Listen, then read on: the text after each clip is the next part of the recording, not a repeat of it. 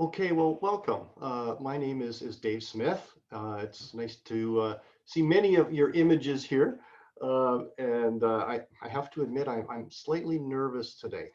Uh, I do lots of talks, big and small, and the last 7 to 8 weeks, as we've gone through our current environment, I've done a lot of webinaring, mostly with small groups, though, with individuals that I'm coaching or mentoring, and small groups of 3 to 4. So today is a little larger one.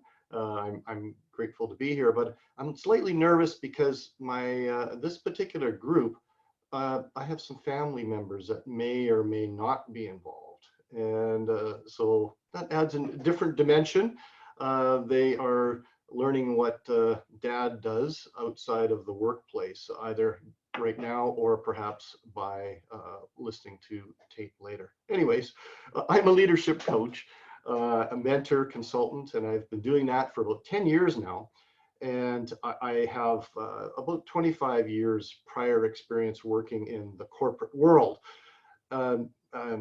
Started off in a number of roles, but ended up a CEO at around age 35 in corporate banking, and then experienced a lot of board governance roles, chair of a credit union, involved in venture capital businesses, and many more. One thing I have learned over the years, though, and particularly from the start of my career, is that I'm much more passionate and interested in human capital than the financial or the physical capital that goes along with successful organizations. So that's why I'm here. I've worked with hundreds of leaders in Saskatchewan and dozens of organizations, and have a network of associates that goes beyond here into other provinces. Okay, and I see that my screen has locked. Okay, now, so we work with leaders, teams, cultures. We have consultants, facilitators, trainers, lots of people in Saskatchewan and beyond, and a few international that we work with in serving individual businesses, manager-owned clients, and coaching, mentoring, training, assessments, even succession planning. And the group of associates that I work with are all very experienced. They've led in different industries with lots of different types of experiences. One, in fact, was very involved in the forest fires, the wildfires in Saskatchewan, and is now working with a large organization in pandemic. The things we run into in our careers.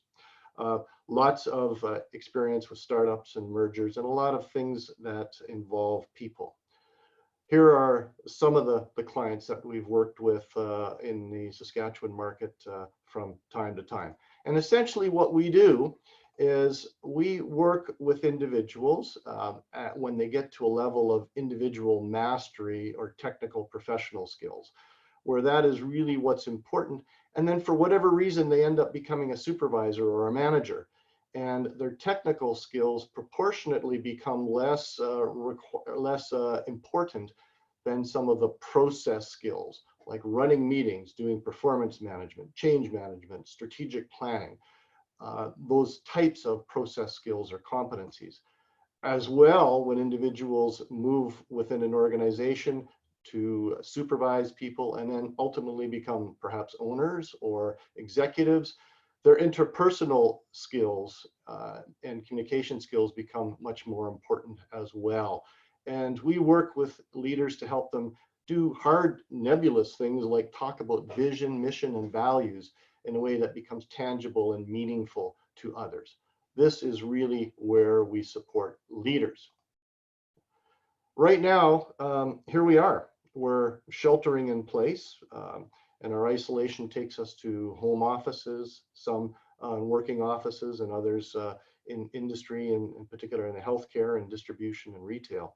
There are people there worrying, working hard, courageously soldiering on to support us all.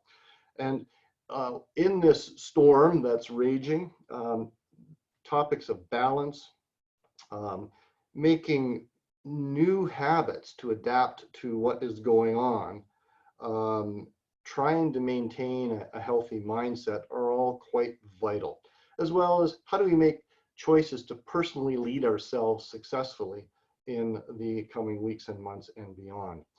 And so that's the journey I'm going to take you on over the next 45 minutes to an hour. I will say that as we go through this, I've got a few little exercises to encourage your input, but also I'd like to see your, let you know that the materials that I'm going through, much of which will be available on the website when we're done. And I'd like you to save your questions to the end, and we'll save bandwidth so that we can have a few questions at the end, and we can deal with them at that point. I'm going to mention a few products and services. I'm not connected to them. I just use them and I like them. So I'm going to recommend those for you. Okay, let's start. Now, right now, for almost all of us, we're experiencing this, what is called in psychology, gestalt. We have gone rather abruptly from being in order to being out of order. And along with that comes quite a bit of dissonance, stress, frustration. They tend to mount. Along with the out of order, the stresses that are there are negative, but they're also positive. Eustress is a reality where creativity and adaptation, momentum come from. So, and there is ultimately this desire to get back into order, a semblance of something that's more comfortable to us, so that we're ready to proceed. But right now, we're out of order. And what a major question that many of us have is what can we control and what we can't? And we are all seeking answers for that. There are certain things that we can control, things that we focus on. We can think about our attitude. We can make choices about what our attitude is, who we connect with, how much negativity or news we're going to expose ourselves to, things that we're grateful, very, very powerful. These are all things that we cannot control. And it's very healthy for us to determine what is the distinction and try not to spend too much time thinking about all of these other things. Easier said than done, but we have to run businesses as well. But let's move on. On the topic of a change, in a classical way, we really think about change as a manifestation of strategy, some type of disruption where we go from an old world to a new world. What's happened today with the advent of pandemic is that we've been thrown into the typical changes that happen during change, the typical phases without any regard for what they are and due care for it. We get taken away from our old world, we spend some time in between wondering where we are, and then we start to adopt whatever the new world is going to be. And this new world is different. I hear purpose is the new strategy. I also hear that in the next 2 years, we're likely to encounter the same amount of change that would happen in the next 20 naturally. So lots of change. As we're going through change, and I love this quote I ran into a few years ago from another banker. People don't like change, but they can manage change. They can't manage uncertainty. I think the job of leaders is to eliminate the uncertainty. Well, we can do what we can by thinking about what we can control and what we cannot. But for us, it's rather difficult because there are many things that we do not know right now. And there can be a traumatic residual to what we don't know. However, we need to start. We have many miles to go, and we must start with a single step. A first step I'm going to suggest is to think about purpose, why it's important, our vision, where we're going, our purpose or mission, and the values, the virtues, or the principles that we use influence our thinking profoundly. An individual has somewhere between 50 and 70,000 thoughts in their mind a day.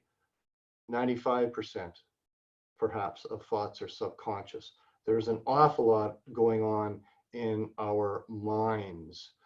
The average family says 10 negative things to a positive things. And as we're sheltering at home, we have to remember that.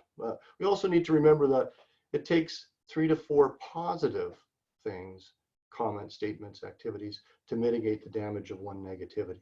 But that is there, our mindset, really important. It influences the emotions we have, which are required to lead to behavior.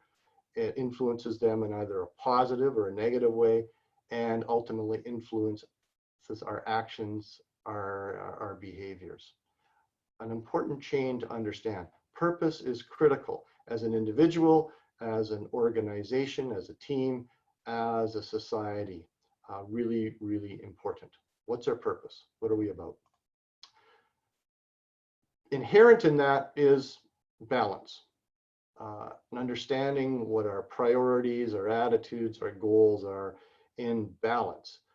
We need that. We desire that. We want to get back into order, some semblance of order. When we get out of control or lose balance, we are susceptible to distress, anger, fear, depression, and even burnout. And perhaps you're seeing that perhaps slightly in yourself or those around you. There is an awful lot of that going. And in speaking with clients, I'm hearing of some stories of that as well. So it's real. And if we really want to get to better all performance, productivity, some health, being in support of our teams, we need to rebuild some of that personal balance ourselves and to support those in our organizations and families also. This is an interesting little tool that I like to use, and unfortunately I can't send you a copy of this right now, but what I'd encourage you to do is, if you've got a piece of paper, either draw the wheel and 7 numbers in it, or write down these words. And these are the 7 dimensions of life that we've chosen arbitrarily. They all start with an F, so they're easy to remember. They're the 7 Fs. Family is your family, whatever that is, what it looks like. Firm is where you are, where you are employed, or if you're a student, what you're studying. Fitness is your health in general, physical health, emotional, mental health. Faith, it would be whatever you describe as your inner life, spirituality or religion. What is that? Friendships are those that are dear to you, and we hope to reacquaint ourselves with very quickly in more than a virtual way. Finances, money, insurance, and fun is enjoyment. Where we are, what we're doing in our lives, where we get our joy. I hope you've taken a moment to either draw this out or write down these words, because my ask of you, and as an executive coach, I often have homework for people to do, never burdensome or lots, but always a bit of homework. Your homework today is to rate yourself.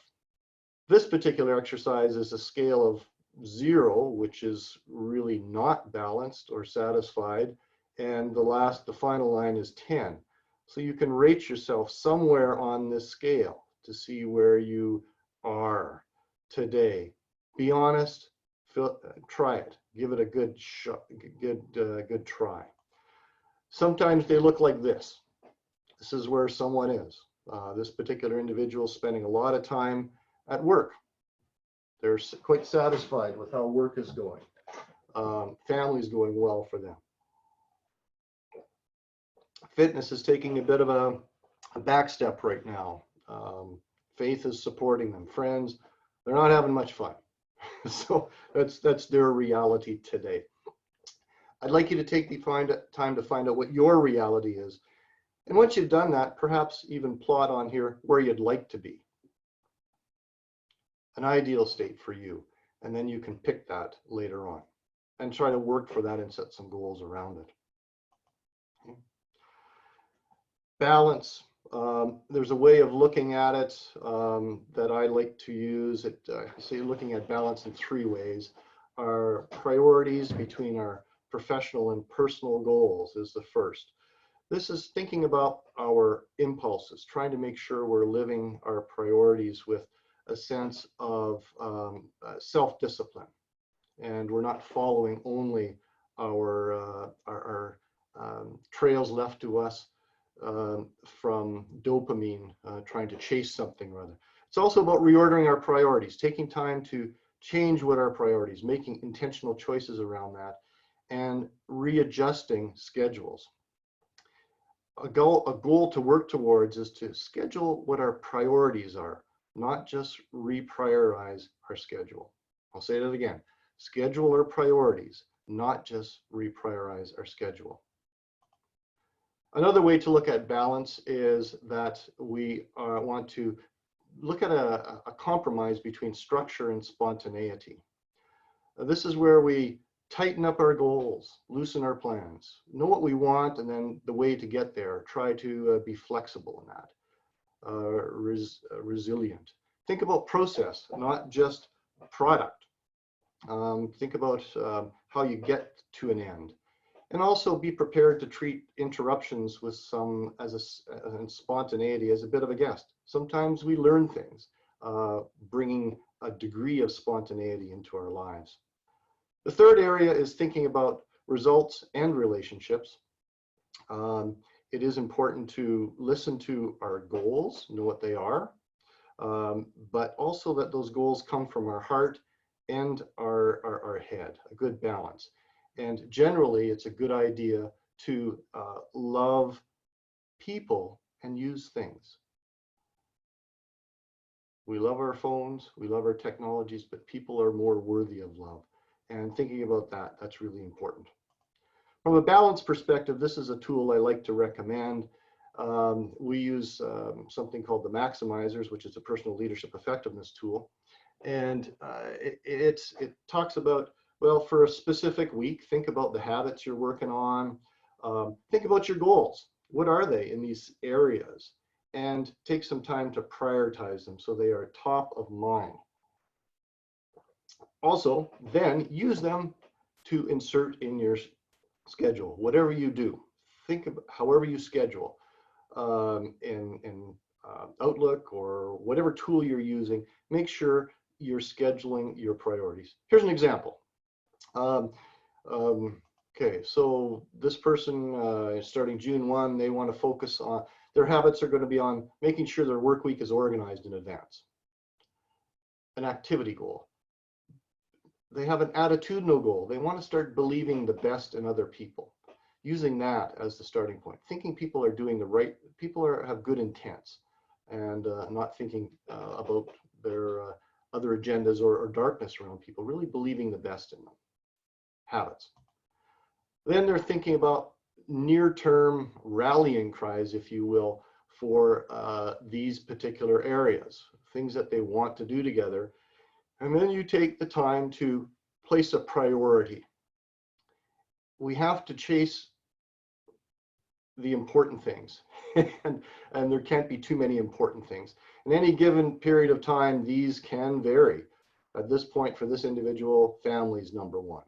Then their friendships, then fitness, fun. And it's worthwhile to go through and prioritize these. Then, as they're looking at their calendar, there is a conscious effort to make sure that they're scheduling their priorities, not just reprioritizing the schedule. Okay? That's really very critical. If your family is really important right now, there is a text that I highly recommend. The 3 big questions for a frantic family. My wife and I were introduced to this from actually from a client who was using that with their family. And here's our copy. And, what it is, it's written by an author by the name of Patrick Lencioni, who found a number of years ago he was really, really busy with his wife consulting and him consulting. They had a young family and it was very, very busy. And they were really quite down on themselves or feeling odd because they were advising large organizations on strategy and balance and effectiveness, and they couldn't bring that into their family. So they took the time to document a process, a model that worked really well for them, the right language, so that they could take their awesome thinking about businesses and bring it into their family to create a sense of purpose, priorities, which weren't called strategies. They were really just big things, I believe is what they're called. So just, it's really nice. And for those of you that are sheltering at home and have some extra time with family and want to put some context to it, I'd highly recommend that you have a look at the 3 big questions for a frantic family. Okay. Let's transition now. I'm going to ask that you have a quick read of this and post in the and just send a chat to see if you know who it is. I'll give you a moment or so.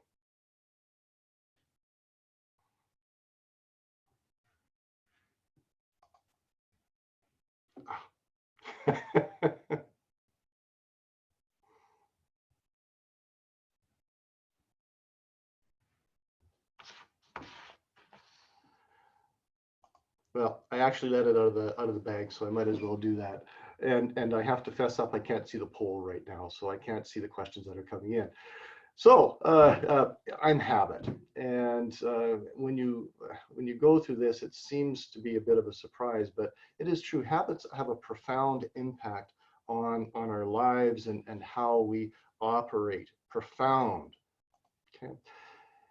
Make things habit is a personal leadership competency principle that we use. That's all about habits and changing habits and developing personal discipline.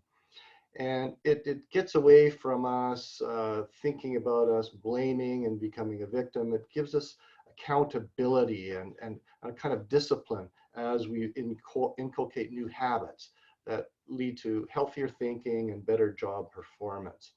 And it gives us a sense that we are in control of our attitudes and actions.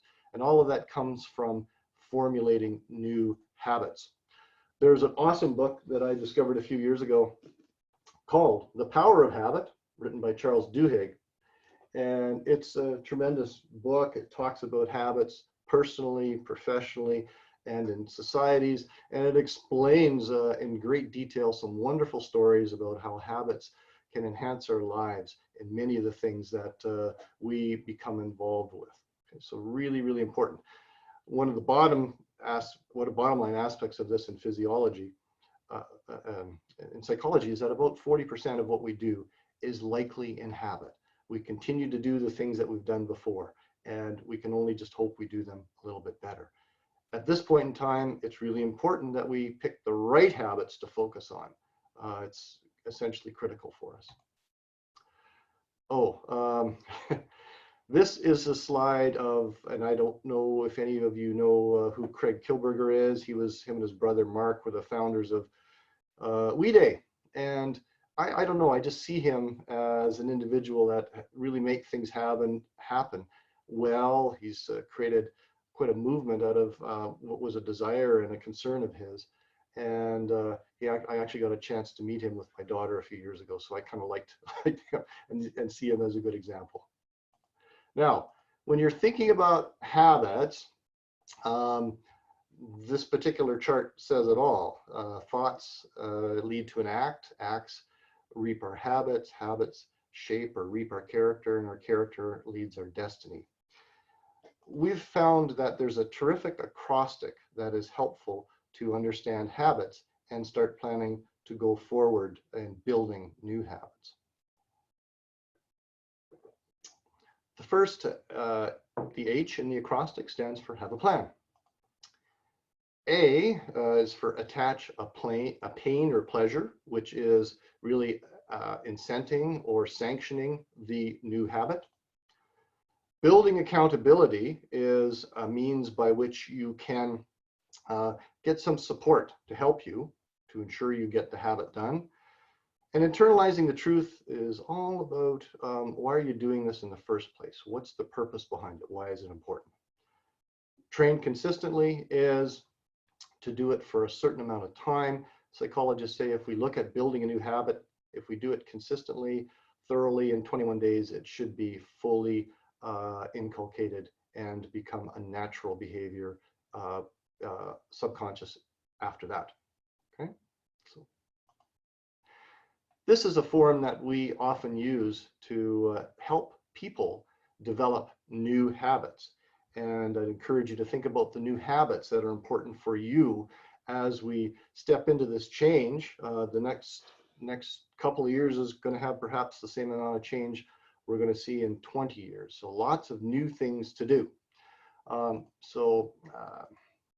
As we go through that, we're going to go through a phase of awareness. First of all, we'll realize we're unconsciously incompetent in a certain area. We don't know how to do it, or we don't know what to do. Then we will step into a sense where we are conscious of what we need to do, or the new habit, but we're not doing it. So we're consciously incompetent. We don't know what we don't know. And then we are consciously competent when we start to practice and work on it. And then the new habit turns into something we do very naturally. Okay? That's the process that we learn in. Now, what's important in building a good habit is think about something that is really important, really important. And it's easier to create a new habit than it is to try to break an old one. Very much more important, much easier. And here's an example. Here's the first habit that I worked on a number of years ago. Reading books, articles, research, market trends on leadership, talent acquisition, employee development, things related to what I do as a coach. And think about that. Try to think how important it is. Is it how much lost potential am I willing to endure, or how many lost opportunities? If it's not very much, you don't do it. If it is more, then, and it's important, then you do it. And the next step really is to develop a plan. And with that plan, you want to make it as smart as possible. And this was my first plan. Take 1 hour a day for my work week to research, read trends and content related to human capital. And then put it in my calendar and do the hour reading. That was my goal. That was my plan. Then you want to attach pain and pleasure, the gain. So this is looking at incenting ourselves from both perspectives, adding some sanctions, some negative implications, and then some positive ones to, I guess, maybe double up on the opportunity of success, or the probability of success. When I looked at this reading, the long-term effect that came to me was really, if I don't do that, I could lose my effectiveness and the ability to support my company, our associates, and our clients. Short-term pain, this was a few years ago. The riders were doing really well, and I was enjoying watching the games on TV. And I thought, well, if I don't do my reading, I will not let myself watch the rider game. And that for me was painful. And it really incented me to watch, to do my work. Positive implications for performing the habit were long-term. It's going to allow me to stay effective and relevant, knowledgeable within our industry, and perhaps opportunities to talk beyond our client base. And then short-term, I could see when I was completed the habit, I would enjoy a dinner out with my family. Let's get out for a nice bite to eat. And I actually knew where I was going and had that vision in my mind. Accountability. Who will help me be accountable? In this particular case, I asked my wife and my daughter, both of whom are very avid readers, to check on me daily. And my daughter, I think, picked up the weight more on this, and she would leave me Post-it notes and very kindly encourage me to do my reading over the period of the time. So I'm grateful to her for that. Then you need to think about the truth, why you're actually doing this in the first place. For me, what was important to remember is that knowledge is power. That's what it is, it's power. And our mission is to empower our clients. So the more knowledge, the more current it is, the better able we would be able to serve our clients. And so we went about doing this for, well, I picked 5 weeks, which would allow me enough time to fully inculcate this new habit reasonably successfully. And that's one example. I'd encourage you to think about the habits that you need to be successful, but also just to to endure and maintain yourself in a healthy way in the coming weeks and months. These are some of the tools that I recommend to clients, and we're going to talk about another one of these in a minute, but these two, the Habit Bowl and Strides, are quite commonly used in supporting habits. So those are a couple that I would recommend that you have a look at, download.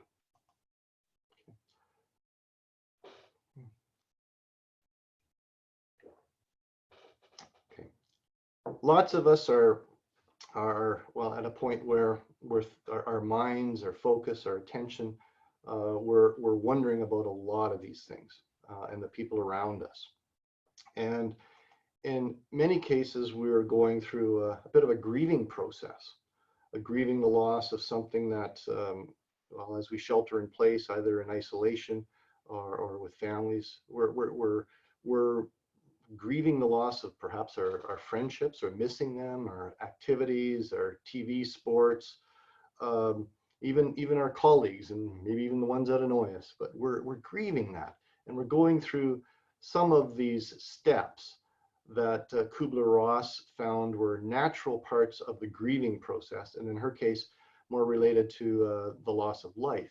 So we are all going through these steps at one pace or another. We can go forward, we can go backward, we can go right to the end, and then we can go back. We need to be aware of that we are going through all of this. We're also need to be aware that change and stress that comes from a disruption in our expectations is quite plentiful right now. This is Ernst & Young research from a number of years ago. And what they did is they identified stressors of different sorts, micro, organizational, and macro stressors. Let me deal with these. And first of all, their view is that when you hit about 600 points in stressors, dysfunctional behavior starts to emerge. This is where we are not sleeping well, maybe appetite changes, we feel anxiety, and we can be short with people, all these different signs of stressors, and I'll share a few more of them with you in a couple minutes. But this is where they start to take place unless we assimilate the stressors around us. Now, from a micro perspective, Ian Wise research suggested that, well, there are things like, well, a major medical issue that can give us 700 points, which blows us right out right away. Or someone going through a divorce or a relational issue, that can be even more. It can be 800 points. So right away, from a personal perspective, we can bring a lot of stress to ourselves. From an organizational perspective, there are things that can happen. And frankly, with the amount of change that's going on, we are changing as organizations. A new product brings 150 points. They found new procedures, 200 points, pardon me. A reorg in a company, 400 points. New technology, 400 points. A major acquisition, 500 points. And a new culture, 550 points. So many things going on in organizations right now that are leading to a point where our stress is very, very high. And stress assimilation techniques are critical. The macro ones are these are the ones that impact everybody. What's going on in the market right now, our pension projections, things like, the environment, global warming, and right now, pandemic. And we really don't know how much that is contributing to our stressors. So essentially, our brains, our minds are under siege. There's so much going on in there. And we are either potential suffering from acute stress or chronic stress. And the chronic stress is what builds up over time. And acute stress is the momentary stress, the fear of speaking, the fear of the situation, the fear of a conversation. Those are the things that are happening.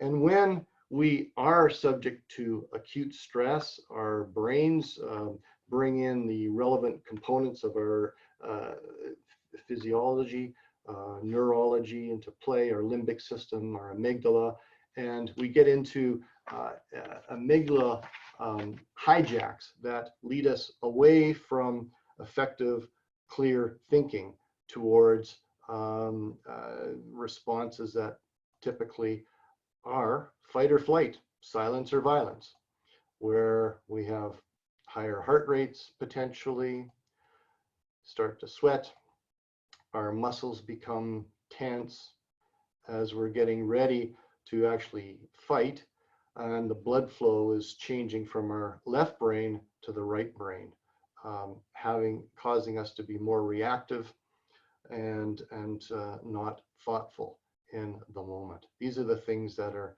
happening to us.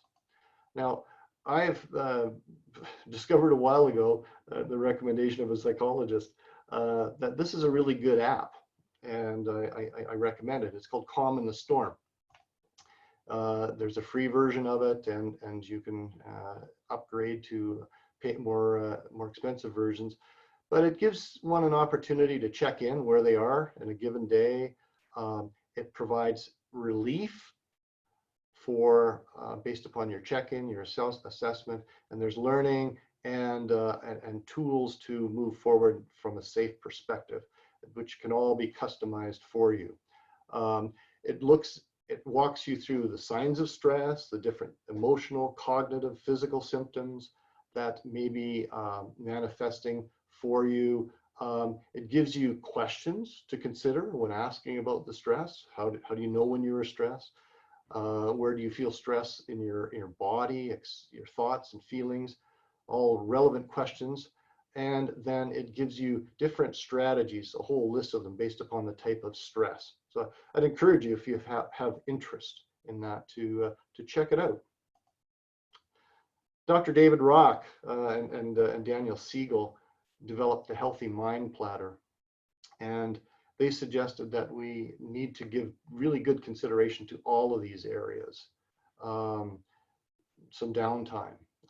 We need to have some time for that, just to think, just to reflect, some white space. We need to be ready to focus. The more downtime we have, the faster we can work when we're focused. We need to play, and I've heard more of a need to play in the last few weeks than I ever have. People are getting frustrated. They want play. They want time in, some really quiet time, some reflecting time. We need that to integrate our brain and focus on our thoughts. Connecting time with people. It's difficult right now in person, but there are virtual means that are working, and I'm hearing from people that have been most surprising have engaged. Seniors and business partners that don't like technology or are allergic to it are doing it. So there are things that we can do to connect. Physical time, very important. Physical activity. In fact, it's identified as a keystone habit in this book on habits. We do well physically, and in our exercise and nutrition, everything else goes well, including our sleep. So these are all very important components of developing a healthier mindset, all of these areas. Now, what's going on right now as we attempt to be productive and take action? We are dealing with things that are varying degrees of urgent, from not urgent to very urgent, not important to very important, and having to run triage on all of these things right now. These are the typical quadrants of behavior that come in those areas.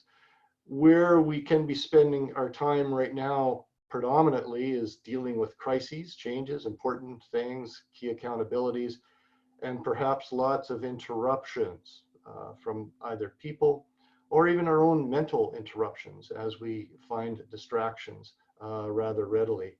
Where we desire to be to maintain great health and productivity is more here, taking some downtime so that we can prepare and train and ensure that we're learning to really stride well as this environment moves on and we get to the next phases.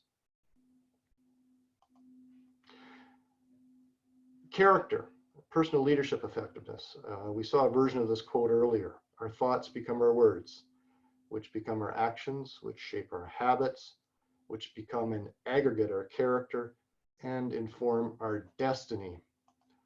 The CEO of a global medical research company I know shared a post a little while ago and said, COVID-19 will reveal our character. The test of success is not what we do when we're on the top, but it's how high we bounce when we hit bottom. I add to this character, or CQ, the character quotient, makes the difference. Perhaps maybe even more than IQ and EQ during times like this. What is character? Behavior.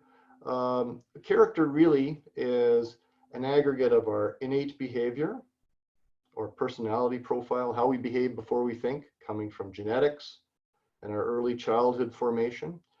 This constitutes typically 90 to 95% of our behavior and is somewhat hardwired.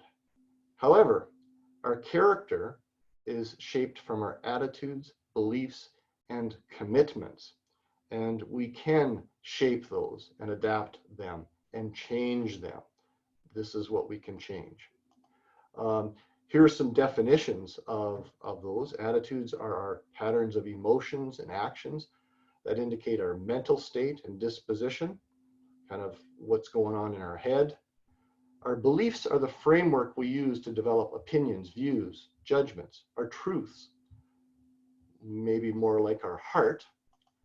And the commitments are the framework we use to choose and act in a way that's consistent with our attitudes and beliefs.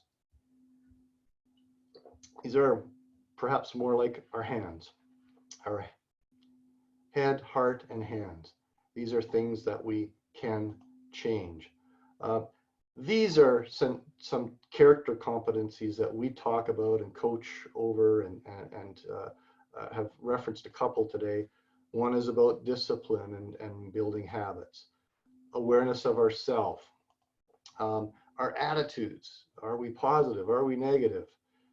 Do we understand the principles and values that are important to us? Do we use them in our decision making? Do we have a sense of where we're going, what we're about? Purpose. Purpose is the new strategy.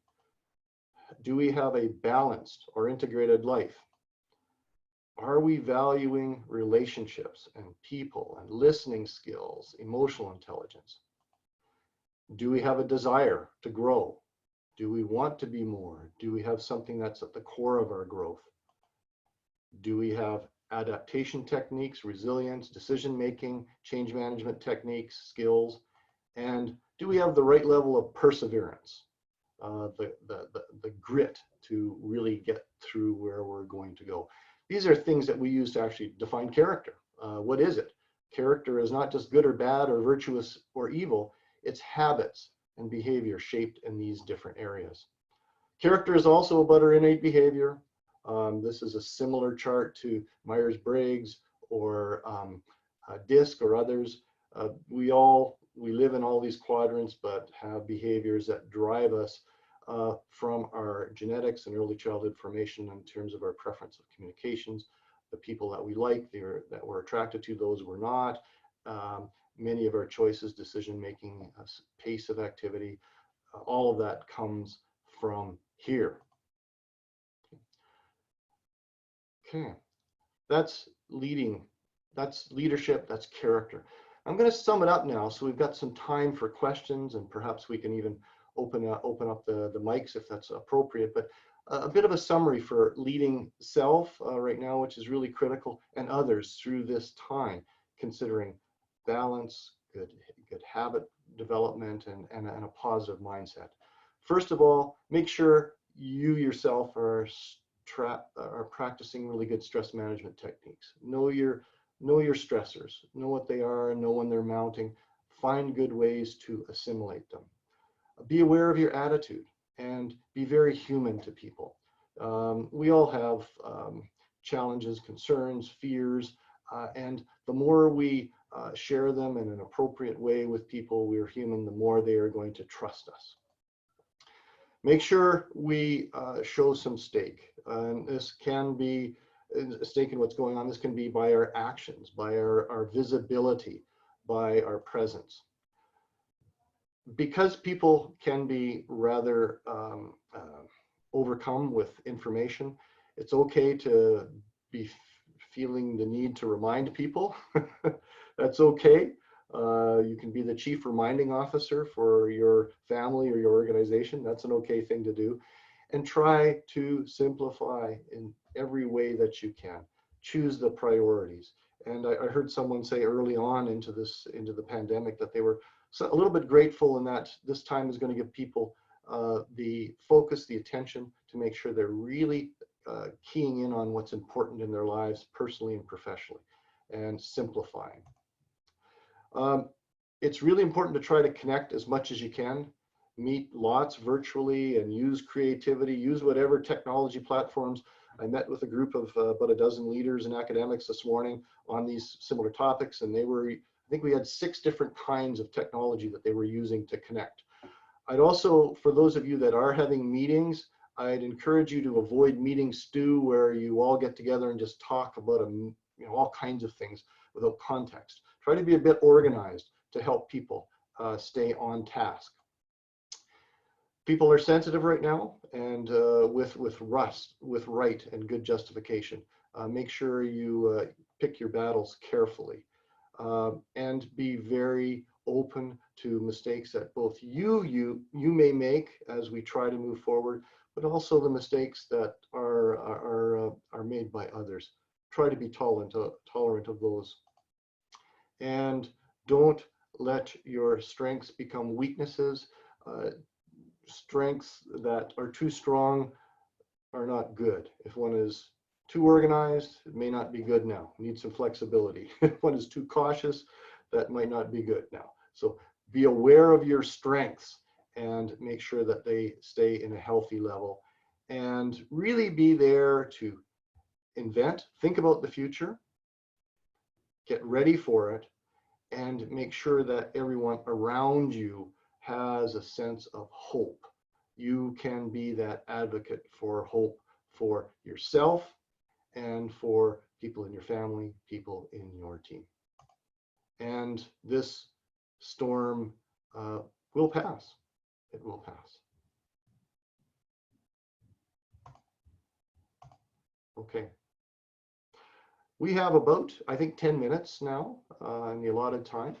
And I'd like to find a way to ensure that I am seeing, okay, here's the chats, I think. Okay. Can we open up the lines and or have any chat questions? Sure. So anybody with a question, you can go ahead and unmute yourself and either ask your question in the chat or verbally like I am right now. David, there was actually a question that came through privately a while ago, and it was in the context of the pain and pleasure, I think you called it. Yes. Yes. So that seemed to have really resonated with this individual, and they were asking about how they can, as employers, support their teams if they're seeing somebody who's struggling a little bit. Well, the first thing I would suggest is don't leave them in isolation. Talk to them about it. Find a way to get to them. They may well not be aware of their behavior or their attitude right now. Create an opportunity, a way to do this. Confront, talk, but in a very compassionate way. If it is a performance issue, you may want to suggest that what's happening right now is different than what's expected and what is usual or what's healthy. Let them know the difference so that they are aware of the difference, and ask them to talk. Ask them to explain, listen to their perspective, because there's so much going on and people listen to them. Be aware that they may also have some solutions. We're often great understanding. We often have a great capacity to understand what we can do ourselves to help ourselves. Hear from them, but also be prepared to give them some suggestions about how to move forward, and the encouragement that they can do this, and that may help them through this time right now. Perfect, thank you. I'll let you know, I'll just ask this person if they're okay, and I'll let you know if there's any clarification needed. Okay, thank you. Others?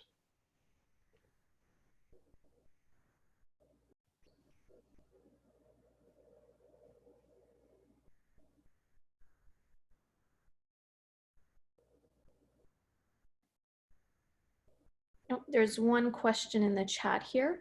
Oh, just a comment. When I added up the disruption points for my work, for my place of work, we had over 1,200 points each day.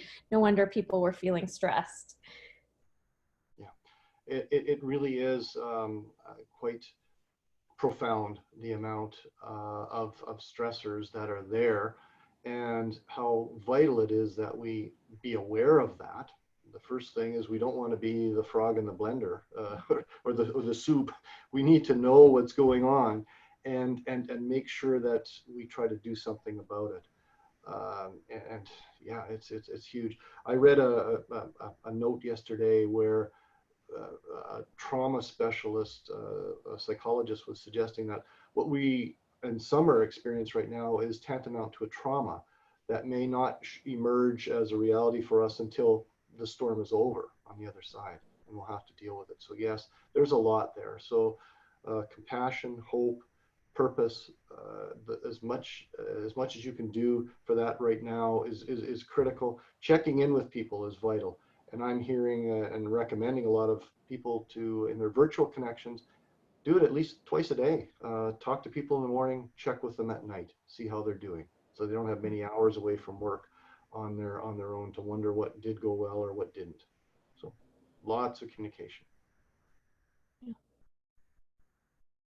And to that point, I think kudos for even, you know, asking the questions or tracking that in the first place, to be able to just be conscious of that struggle within the workplace. Absolutely, Sona. Yes. Yeah. Any other questions or comments?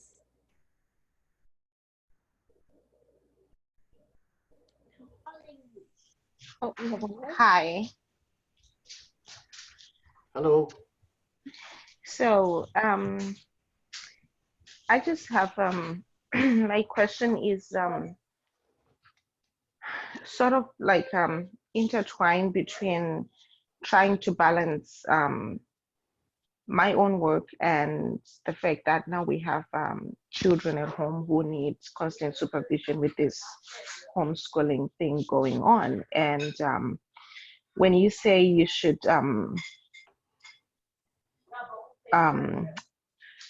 when you talked about scheduling your priorities versus prioritizing your schedule, if I understood that well, how do you balance that out at a time when there is a schedule that has to be sort of prioritized because the kids' work needs to be done and then my own work needs to be done? So how do you put that into how do you implement that without like overwhelming yourself?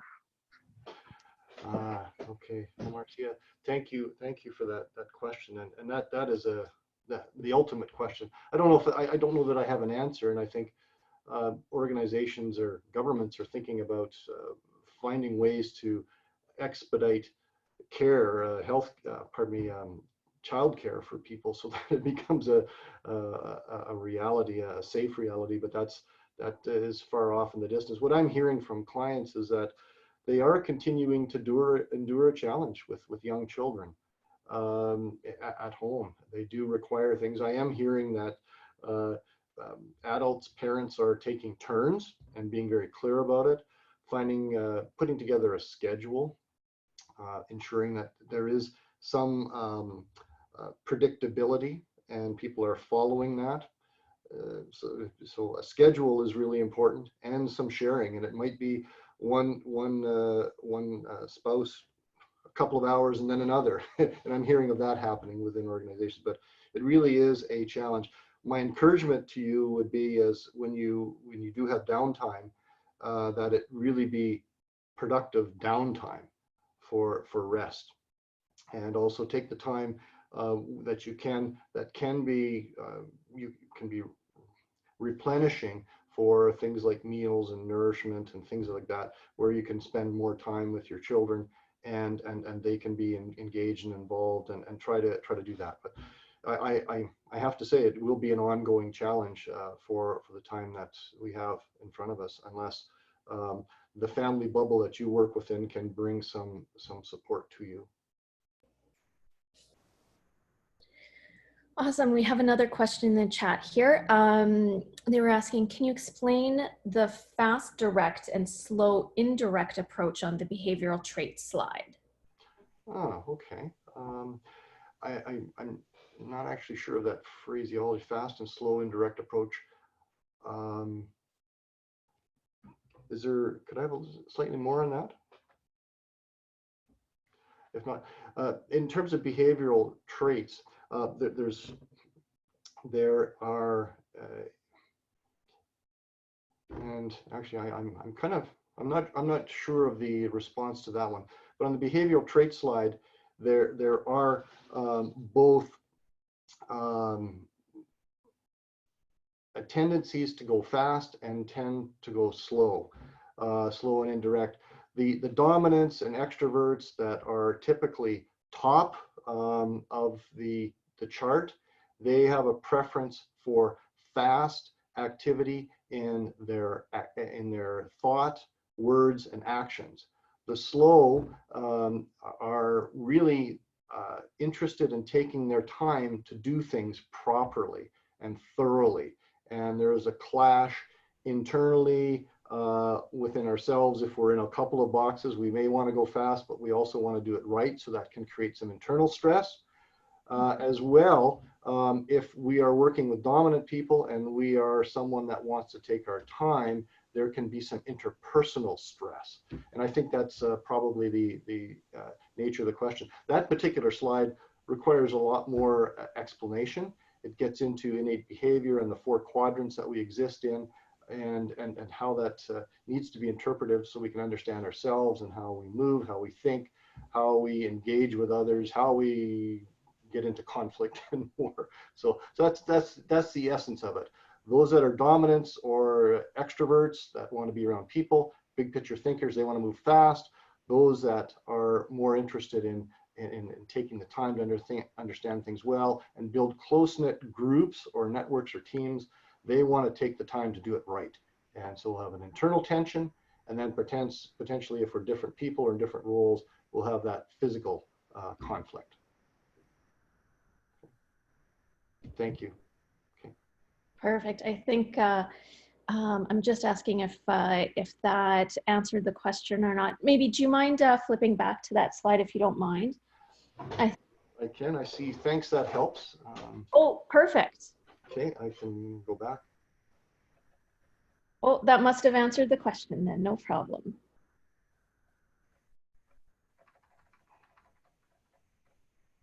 Yeah.